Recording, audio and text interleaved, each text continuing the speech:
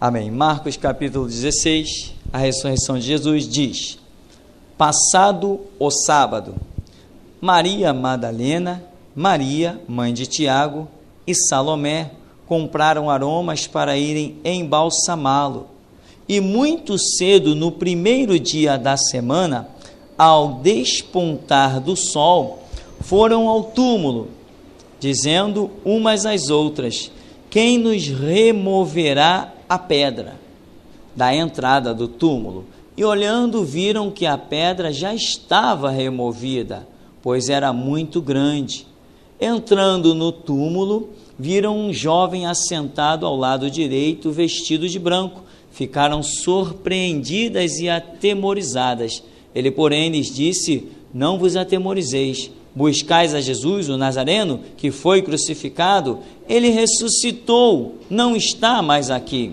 Vede o lugar onde o tinham posto. Mas ide, dizei a seus discípulos e a Pedro que ele vai adiante de vós para a Galiléia. Lá o vereis, como ele vos disse. E saindo elas, fugiram do sepulcro, porque estavam possuídas de temor e de assombro e de medo. Nada disseram a ninguém. Amém. Deixe sentar. Irmãos, esse texto nos traz a lembrança de alguns outros textos, e nós vamos com a mente passeando pela Escritura, passeando com a mente realmente, né? O que isso quer dizer? Você vai lembrando, o Espírito Santo te dá um texto, te lembra outro e vai formando uma lição na sua memória, vai te trazendo conhecimento e vai te exortando, vai mostrando que você ainda precisa alcançar, amém? Todos nós precisamos alcançar muitas coisas. Eu às vezes não compreendo como alguns homens conseguem alguns ministérios tão gloriosos, tão tremendos. Eu começo a ler o livro desses homens, a pesquisar um pouquinho da vida desses homens, para tentar entender como é que eles chegaram naquele nível, como é que eles conseguiram alcançar aquilo. Mas o resumo da história é que tudo se resume em intimidade com Deus. Esta é a grande verdade dos fatos. Mas assim a Escritura vai nos ensinando pelo mover do Espírito de Deus. Aqui você vê que passado o sábado, mas esse não é o primeiro sábado, é o segundo sábado, né? O que aconteceu? Jesus foi crucificado às 15 horas, o que seria 15 horas, 3 horas da tarde, foi a hora em que ele expirou, né? Bradou e expirou: Pai, nas tuas mãos eu entrego o meu espírito. Ali ele morreu. Então já era a tarde de sábado, que logo daria início à noite dos judeus. E aquela sexta-feira, a seguir o sábado, era dia de quê? A Páscoa, né? Jesus morreu exatamente no tempo da Páscoa. Por quê? Porque ele era o próprio Cordeiro Pascual, aquele Cordeiro que foi tipificado quando Deus mandou Moisés colocar o sangue nos umbrais das portas para que o anjo da morte não entrasse na casa dos israelitas. Aquele Cordeiro sacrificado lá era a tipologia, a tipificação do Cristo que seria sacrificado aqui no Novo Testamento. Por isso em João 1:29, João Batista diz: eis o Cordeiro de Deus que tira o pecado do mundo. Então Jesus se encontra morto na sexta-feira à tarde e vem a Páscoa. A Páscoa era uma festa celebrada com quantos dias? 7 dias originalmente, mas nesse tempo em que Roma está dominando, não deu esse privilégio todo para a nação judaica celebrar uma festa por 7 dias. Alguém em cativeiro fazer o que bem quer? Então eles deram apenas 2 dias.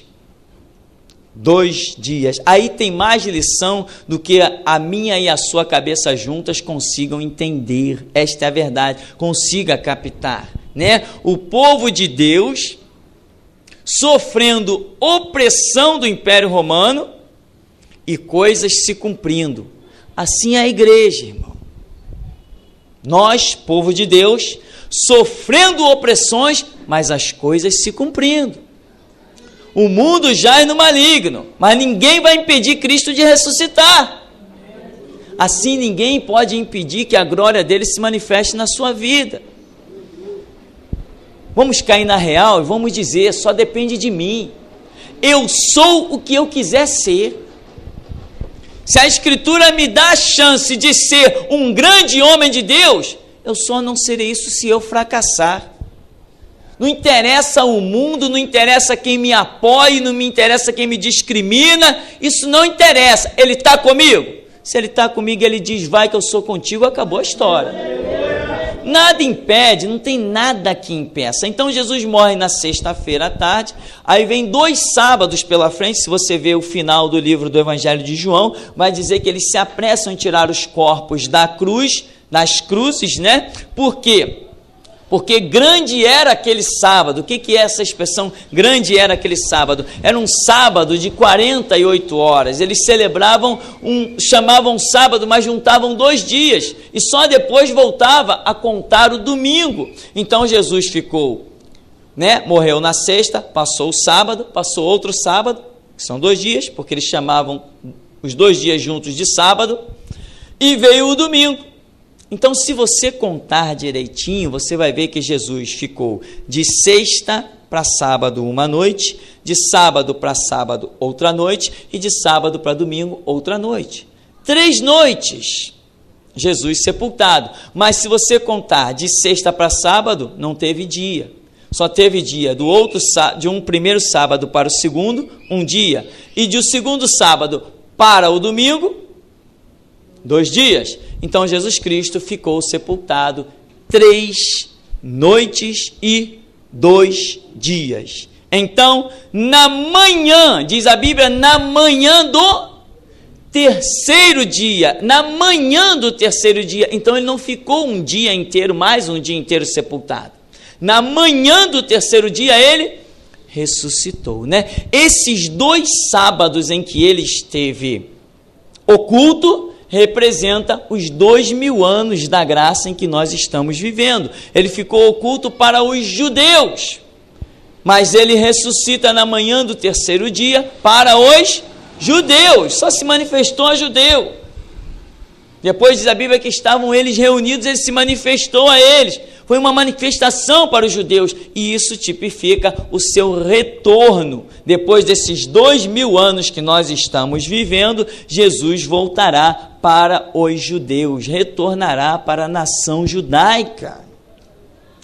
Mas os 2000 anos já começaram, não começaram? E aqui a Escritura diz que foi muito cedo no primeiro dia. Muito cedo, então, significa que o dia já havia nascido, começado. Então, o milênio, quando Jesus voltar, o milênio, o terceiro dia da sua ressurreição já terá começado. E diz aqui, muito cedo no primeiro dia da semana, ao despontar do sol. Ao despontar do sol. O que significa o sol? Manifestação da glória de Deus, despontar. Você sabe o que é esse despontar do sol? Não, claro. Fica difícil de entender certas coisas assim, né? De cara. Esse despontar do sol é o surgimento do ministério da restauração, que trará o brilho da glória de Deus de volta. Mas mal o ministério da restauração alastrar, a igreja é arrebatada. Esse despontar do sol significa isso. A Bíblia faz questão de enfatizar aqui. Então, seguindo, nós podemos ver isso mais calmamente no nosso seminário, dia após dia. A gente sempre passa por essas lições. E diz que diziam umas às outras: quem nos removerá a pedra da entrada do túmulo? E olhando, viram que a pedra já estava removida, pois era muito grande. Irmão, você pode pensar assim: se você está caminhando de uma maneira certa, Você pode imaginar assim, quem vai remover aquela pedra? Quem vai mudar aquela situação? Você tem Deus? Então a pedra já foi removida. A situação já foi transformada. Você serve um Deus que não perde batalha. Mas você tem que deixar essa roupa se revestir no teu espírito. Hoje a passagem bíblica que está na minha mente desde amanhã é que Deus não nos dá o espírito de covardia. Só veste uma roupa de guerra quem quer ir para a guerra. Só veste uma armadura quem quer ir para a guerra. Quem quer ir para a batalha. Quem não tem coragem de puxar um gatilho, nem põe a mão em uma arma. As batalhas foram feitas para os valentes. Lembra de Gideão? Os covardes, voltem para casa. O que nós queremos mostrar? Elas tinham um propósito. Nós queremos chegar ao corpo do Senhor. Mas tem uma pedra na frente. Nós não podemos remover. Meu irmão, aquilo que você não pode, Deus pode. O meu poder se aperfeiçoa na tua fraqueza. Deus não chamou super-homens para a sua obra, chamou servos. E digo mais, os mais inúteis, aqueles que estavam mais mergulhados no lamaçal, porque Paulo diz assim, onde abundou o pecado, superabundou a graça. Entende? E ele diz assim, eu era um abortivo no meio do caminho e Cristo se manifestou a mim. Então, elas diziam, mas quem vai remover aquela pedra? Olhando, viram que a pedra já estava removida e era muito grande. Entrando no túmulo, viram um jovem assentado ao lado direito, vestido de branco, e ficaram surpreendidas e atemorizadas. Elas não queriam entrar no túmulo? Não queriam entrar no túmulo? Queriam, elas queriam entrar no túmulo. Quando entraram, Deus não preparou para você o que os seus olhos querem ver. Deus não preparou para você o que os seus olhos querem ver. Entraram no túmulo, cadê Jesus morto? Não. Você tem que ver aquilo que Deus preparou para você. Entende, irmão? Esse é o segredo. Muitos estão dizendo para Deus, Senhor, eu quero isso, eu quero aquilo, Senhor, eu quero ser um pastor, eu quero não sei o quê, eu quero isso, eu quero aquilo outro. Estão botando um monte de lista diante de Deus. Ele não tem preparado para você o que a sua lista diz. Ele não é nosso servo, Ele é nosso Senhor. Aleluia. Não faça lista para Deus, aceite a lista dEle. Elas chegaram então, eu quero ver um cadáver. Não, não tem cadáver. Tem alguém glorioso, ressurreto dentre os mortos. Tem alguém com poder e glória. Então não se guie pelas suas concepções e não deixe que os teus olhos te assassinem e te traiam. Não queira ver o que os teus olhos se agradam. Queira ver o que Ele projetou para ser visto. O projeto é dele, Ele é artífice e construtor. Ele faz, desfaz, faz o que lhe apraz. Ninguém ousa dar-lhe ordem, Ele não recebe ordem de homens. Então lá estão elas. Entrando no túmulo, viram um jovem assentado ao lado direito, vestido de branco. Ficaram surpreendidas e atemorizadas. Por que você está surpreso com aquilo que Deus disse que fará? É o caso delas. Ficaram surpreendidas. Ora, mas Ele não disse, eu ressuscitarei ao terceiro dia. E a Bíblia diz que Deus não fará nada sem revelar aos seus servos, os seus santos, aos profetas. E todos nós somos profetas. Cada um à sua maneira, mas todos nós anunciamos que Jesus voltará. Isto é a maior profecia de todos os tempos. Esta é a maior profecia de todos os tempos. Quando você mostra o caminho da vida e o caminho da morte para alguém, você é um profeta, você está falando em nome do Senhor. Pregar o Evangelho é a maior profecia de todos os tempos. Visões, revelações, isto é abaixo da palavra. Quem prega a palavra está acima de quem tem visões. Nem se compara. João Batista, dos nascidos de mulher. Qual foi a visão de João Batista? Foi só uma. Amém? O Espírito Santo descendo sobre Jesus em forma de pomba. Era um sinal que Deus tinha para ele. Não viu mais nada. Não tinha uma fila para ser curada por João Batista. Mas Jesus deixou um testemunho e olha, quantos de nós poderão alcançar aquela palavra um dia? Mas não vamos desistir.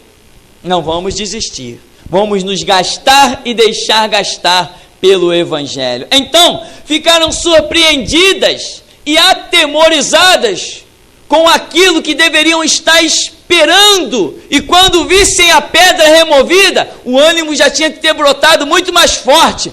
É o terceiro dia, a pedra está removida, vamos lá! E receberiam a notícia gloriosa. E diriam, nós já estávamos esperando esta notícia. É o que tinha que ter acontecido. Não fica surpresa. Por quê? Porque Deus não faz as coisas te pegando de surpresa. Você tem intimidade com Deus? Se você tem intimidade com Deus, antes dele fazer alguma coisa, ele te conta. Conta ou não conta? Conta! Antes dele fazer alguma coisa, ele te cochicha no teu ouvido. Isso é intimidade com Deus. São pegos de surpresa os que não estão andando com Deus. Deus fala de tantas maneiras, sonhos, visões, revelações pela palavra, e sei lá quantas maneiras Deus fala. A Bíblia diz que é a multiforme operação de Deus. Como é que ele está fazendo coisas e eu não sei de nada? Só se eu não for amigo dele. Lembra o que Deus disse para Abraão? Ocultaria eu alguma coisa a Abraão? Porque Abraão foi chamado de quê? Amigo de Deus. Íntimo. Por isso, Deus diz quando se manifesta, ocultaria eu alguma coisa a Abraão? Aqui, ele, porém, lhes disse, não vos atemorizeis, buscais a Jesus, o Nazareno, que foi crucificado, ele ressuscitou, não está mais aqui, vede o lugar onde o tinham posto. Muitas pessoas estão querendo ver para crer, estão querendo provas e mais provas. Ali, a prova não era ver Cristo ressuscitado, a prova era ver o lugar vazio, totalmente às avessas, totalmente contrário. O que elas esperavam era ver um Cristo ressuscitado, se é que esperavam vê-lo, ressurreto, se ele tinha ressuscitado realmente, elas esperavam ver, mas elas tinham que crer sem ter visto. O anjo disse assim, olha o lugar, não disse, olha ele ressurreto, olha o lugar. Meu irmão, serve para você isso como prova? Isso te serve? Porque o Espírito Santo testifica com o nosso espírito. Te serve um lugar vazio como prova de que ele ressuscitou? Serve porque você tem um amigo chamado Espírito Santo. Aleluia. Serve sim. Aleluia. Claro que serve. E aí, o lugar, olha aí, está vazio. Mas ide, dizei a seus discípulos e a Pedro, que ele vai adiante de vós para a Galiléia, lá o vereis como ele vos disse. Segue a palavra. Não se preocupe se os sinais não são de acordo com o que você pensa. Não te preocupe se os teus olhos não contemplaram aquilo que você imaginava. Te preocupe se chegou uma palavra e você sabe discernir que ela vem de Deus ao teu espírito e ela te dá a direção. Então, o anjo não deu nada de sinal a não ser um lugar vazio e disse assim: olha, quer encontrar com ele? É lá na Galileia. Mas eu pensei que eu fosse achá-lo nesse túmulo. Não, os planos de Deus não são os nossos. Ele não queria se manifestar no túmulo, ele queria se manifestar na Galileia. E aí seguiu. E aqui ele vai dizer: e saindo elas, fugiram do sepulcro, porque estavam possuídas de temor e de assombro, e de medo, nada disseram a ninguém. Ué? Mas ele disse: vai lá e dizei aos seus discípulos e a Pedro. Elas não disseram a ninguém. Às vezes, o impacto da revelação é tão forte que causa isso, assombro, medo. Lembra de Daniel? Ficou assombrado, ficou com medo, ficou enfermo 3 dias, diz a palavra, que ele durante 3 dias ficou fora de si, adoeceu pelo impacto da revelação. Mas, irmão, chega uma hora que o impacto da revelação não tem mais que te assombrar. Isto é crescimento espiritual, caminhada, intimidade com Deus. E não importa o que venha pela frente, Deus já mostrou, Deus já revelou, Deus já te preparou, já tomou os teus sentimentos na mão dele, não tem temor, não tem mais medo, acabou a história, é o que é e acabou. Crescimento, estabilidade espiritual. Elas, além de receber tudo aquilo, saíram quietinhas. Aí só cochichavam elas mesmas. Poxa, viu? Ressuscitou. Poxa, viu? Ressuscitou. Poxa, viu? Até que alguém de repente foi lá, chorou no túmulo, e aí recebeu a coragem e foi realmente anunciar. Mas este episódio aqui fica numa pobreza danada. Agora tem um detalhe que diz aqui: fugiram do sepulcro porque estavam possuídas de temor e de assombro. Por quê? Porque contemplaram algo que não estava no seu script receber. Elas queriam entrar naquele túmulo e ver Jesus morto. Irmão, aí eu quero entrar contigo. Você está pronto para receber o que de Deus? Que tipo de manifestação? Que tipo de revelação? O que o Espírito Santo tem tratado contigo na intimidade, se é que você tem parado na presença de Deus e perguntado: Senhor, o que tu tens na minha vida? Que obra o Senhor tem comigo? Vou para a direita, vou para a esquerda? Que caminho eu sigo? O que eu sou diante do Senhor?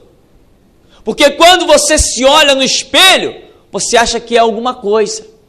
Mas quando Deus te olha, Ele vê o que realmente você é. Não seja, irmão, não tente ser e se apresentar como aquilo que você pensa que é. Deixe que Deus te apresente como aquilo que Ele sabe que você é.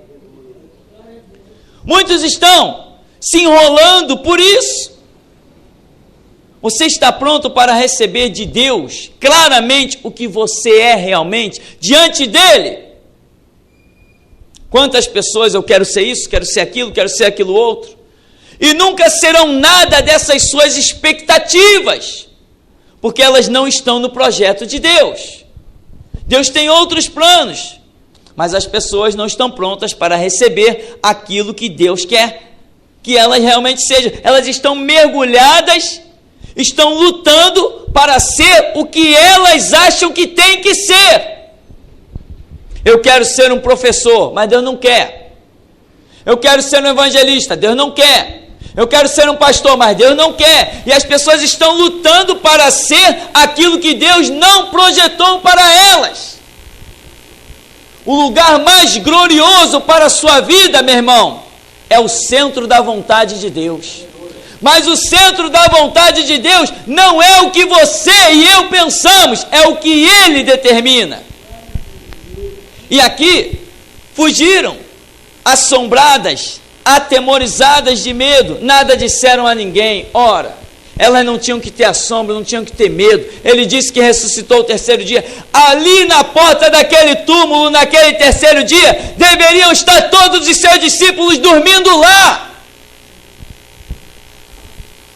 Entende, irmão? Que na hora H dos fatos é que a gente vê quem é quem. E que se não fosse a misericórdia de Deus, muitos seriam consumidos. Cadê os discípulos? Ele falou que ressuscitaria o terceiro dia. Cadê Pedro? Estava escondido. Cadê Tiago? Sei lá para onde foi. Tomé foi até para outra cidade. Teve 2 lá que pegou o caminho de Emaús. Preferiram andar dias no deserto do que esperar. Quando iam pelo caminho conversando, Jesus se apresenta de forma diferente. Não sabe o que aconteceu com Jesus? Nós achávamos que ele redimiria Israel. Mas hoje é já o terceiro dia desde que essas coisas aconteceram. Tem umas mulheres lá que foram no sepulcro e dizem que ele vive. Sabe por que eles não acreditaram nas mulheres? Não é só porque eles eram incrédulos, não, e deixaram a palavra de lado. É porque elas também ficaram atemorizadas e não falaram com convicção. Tem umas mulheres lá que dizem que ele vive, mas nós não estamos acreditando nisso, não. Ao terceiro dia, é o dia da manifestação do Todo-Poderoso. O milênio é agora. É o que tem que ser, ou você não será mais nada. É agora, neste terceiro milênio, no começo, no raiar, no despontar da manhã, é agora que a glória de Deus tem que se manifestar. É tudo ou nada. É machado na raiz da árvore, ou produz bom fruto, ou não tem mais jeito. É agora. E elas, com assombro, seguiram o caminho delas. Você está pronto para contemplar um anjo dentro do teu quarto? Ou isso te deixará assombrado? Você está pronto para uma experiência de arrebatamento? Isso vai mudar a sua vida. Eu tive a minha. Você está pronto para uma experiência transcendental, anormal? Você está pronto para aquilo que nem Paulo falou? Eu conheço um homem que não sei se no corpo, se fora do corpo, foi arrebatado ao terceiro céu e viu coisas inefáveis que o homem não é digno falar. Você está pronto? Você está pronto para ter uma intimidade com Deus como ninguém teve? Você está pronto para que Deus realmente conte com a sua vida de uma maneira que ninguém entenda? É isso que Deus quer de você. Que você esteja pronto para que Ele se manifeste, mas elas não estavam prontas. Quando viram um anjo sentadinho, falando mansamente, elas ficaram assombradas e atemorizadas. Não tinha condição de receber mais nada. Quando saíram dali, olha, ninguém nem creu nelas. Elas tinham mais medo do que convicção. E é isto que eu quero encerrar nesta hora. Tem muita gente que diz: Deus se manifesta na minha vida, mas isso é da boca para fora, porque tem até medo da manifestação de Deus. Tem gente que diz: Deus, tu é meu pai, mas só vê Deus como um carrasco, nunca vai saber o que é intimidade com Deus. Entende, irmão? Está entendendo? Tem gente que: Deus, eu te quero, mas o tempo de intimidade com Deus é zero.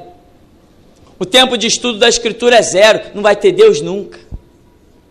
Muita gente está dizendo: eu queria tanto ter uma experiência com Deus, mas é da boca para fora.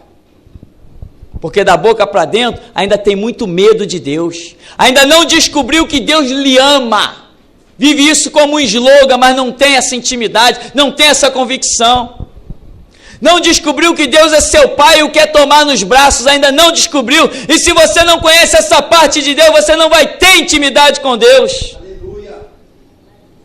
Tem muita gente que pensa que Deus só está com o chicote na mão. Ele tem justiça, mas a sua balança tem amor. Amor para os seus filhos, para os filhos da obediência, que Jesus Cristo morreu para isso. Então, meu irmão, você quer intimidade com Deus? ou as suas horas de trabalho têm sido tantas que você não consegue parar para fazer uma oração? Se você não consegue parar para fazer uma oração, reveja os seus conceitos, o seu tempo, os seus valores. Porque, já falei, já começamos a noite e ainda não adentramos a meia-noite. E se a situação já está preta por aqui, imagina daqui a pouco.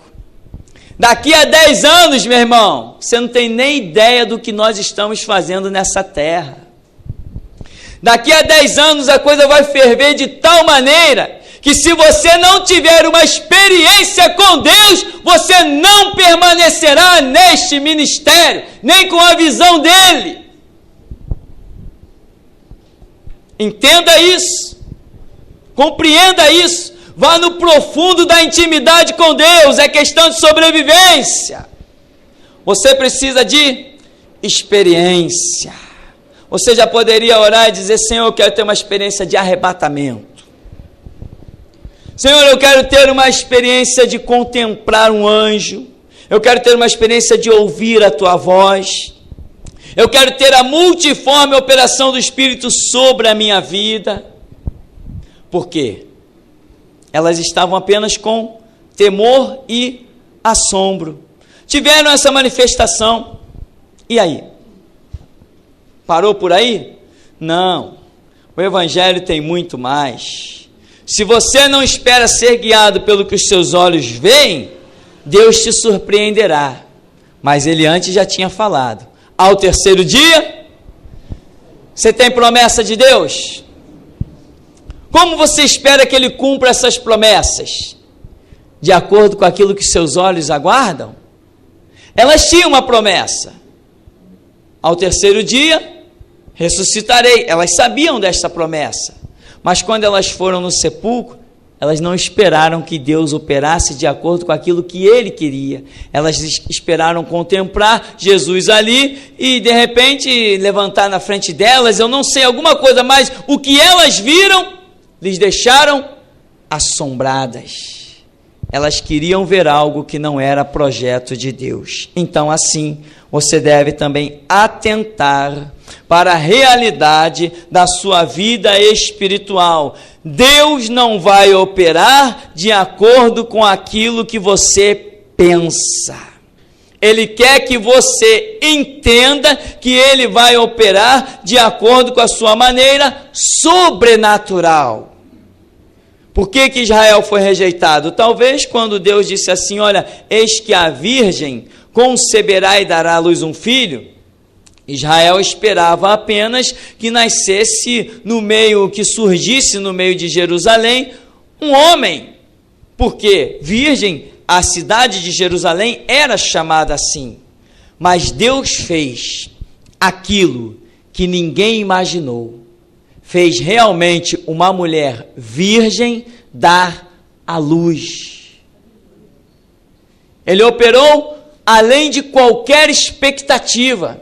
Em nenhum momento, nenhum dos escribas, nenhum dos fariseus, nenhum dos discípulos de Jesus se preocuparam em saber quem é tua mãe. Nós queremos perguntar se quando você nasceu ela era virgem. Por quê? Porque ninguém esperava aquela manifestação. Eles entenderam a palavra de forma errada. Então, querido, não entenda, não espere que Deus opere de acordo com aquilo que você pensa. Você pode perder a bênção. Amém. O Senhor então nos abençoe em nome de Jesus.